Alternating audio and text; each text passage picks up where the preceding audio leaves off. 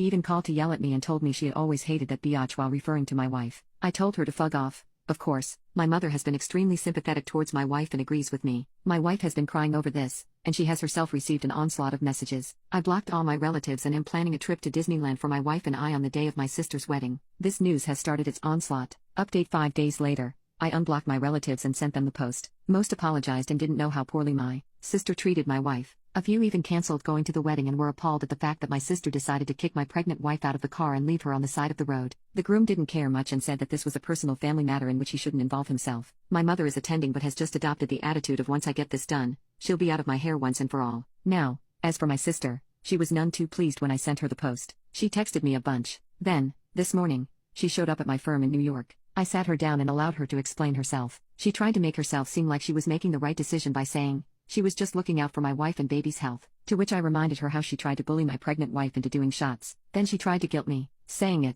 our father would have disapproved of me trying to ruin her wedding if he had been alive. She said blood is more important, which is ironic considering this is about her wedding. Then she got aggressive, telling me that I was ruining her wedding, and proceeded to say horrific things about my wife. Angered, I told her to get out of my office, and I told her to never come to my office or house again or I'd get a restraining order. She left, cursing me and my wife out. Also, we're still going to Disneyland.